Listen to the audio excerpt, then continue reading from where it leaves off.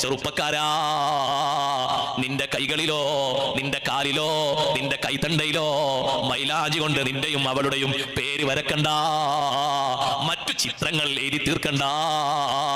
അത് ഹറാമാണെന്ന് മാത്രമല്ല വൻകുറ്റമാണ് കേട്ടോ.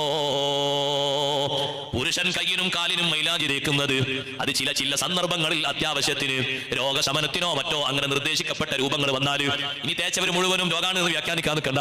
അങ്ങനെ വല്ല വിഷയങ്ങൾക്കും വേണ്ടി അല്ലെങ്കിൽ ഒഴികെ അത് അനുവദിക്കപ്പെട്ടതല്ല. കൈയിന്റെ ഉള്ളില് നിക്കാഹിന് വന്നിരിക്കുന്ന ചെറുപ്പക്കാരൻ കൈ ഇങ്ങനെ നീട്ടിയപ്പോ കൈ കൊടുക്കാൻ തന്നെ മടിയായി പോയി. അമ്മോശങ്കാക്ക് അത്ഭുതപ്പെട്ടു പോയി. കൈയിന്റെ ഉള്ളില് ഓരോ വിരലിന്റെയും ഉൾഭാഗത്തതാ നിറഞ്ഞ പേര് എഴുതി വെച്ചിരിക്കുന്നു മൈലാഞ്ചി കൊണ്ട്. എന്തെല്ലാമോ ആരോ മാർക്കുകളും മറ്റും ഇട്ട് വെച്ചിരിക്കുന്നു.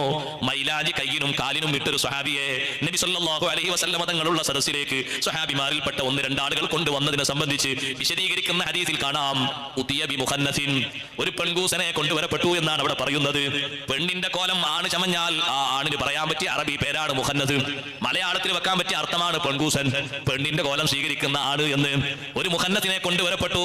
ആ മുഖന്നത്തിന്റെ കയ്യിനും കാലിനും മൈലാഞ്ചി തേച്ചിട്ടുണ്ട്.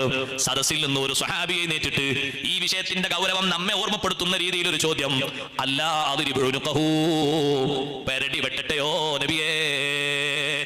മൈലാഞ്ചി ചേച്ചതിനാണ് ഇത്രയും ഗൗരവത്തോടെ ചോദിക്കുന്നത്. ഈ ചെറുപ്പക്കാരന്റെ പെരടി വെട്ടട്ടെ എന്നൊരു ചോദ്യം വ്യഭിചാരം ചെയ്തു വന്ന ആളാണോ? അല്ല. മദ്യപാനം നടത്തി വന്ന ആളാണോ? അല്ല. അതെ, വല്ല സ്ഥലത്തൊന്നും മോഷണം നടത്തി വന്ന ആളാണോ? അല്ല.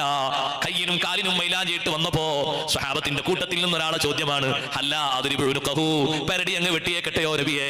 നബി സല്ലല്ലാഹു അലൈഹി വസല്ലം തങ്ങൾ ചോദിച്ചു, അലൈസ ഹുവ യുസല്ലി, നിസ്കരിക്കുന്ന ആളല്ലയോ?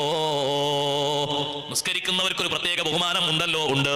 അതേ നബിയെ, നിസ്കരിക്കുന്ന ആളാണ്, നിസ്കാരത്തിനൊക്കെ പങ്കെടുക്കുന്ന ആളാണ്. അല്ലാഹുവിന്റെ ഹബീബ് സല്ലല്ലാഹു അലൈഹി വസല്ലം പറഞ്ഞു, ഇന്നി നുഹീതു അൻ ഖത്ലിൽ മുസല്ലീൻ, നിസ്കരിക്കുന്നവരെ കൊല്ലുന്നതിൽ നിന്ന് എന്നെ വിലക്കപ്പെട്ടിട്ടുണ്ട്. നിസ്കരിക്കുന്ന ആളല്ലേ, അതുകൊണ്ട് നിങ്ങൾ കൊല്ലാൻ നിൽക്കണ്ട. നിസ്കരിക്കുന്നവർക്ക് വലിയൊരു ബഹുമാനം ഉണ്ടല്ലോ. സഹോദരങ്ങളെ, തൽക്കാലം നബി സല്ലല്ലാഹു അലൈഹി വസല്ലം ആ മൈലാഞ്ചി ഇട്ട് വന്ന ആൾക്ക് ഒരു ശിക്ഷ കൊടുത്തു.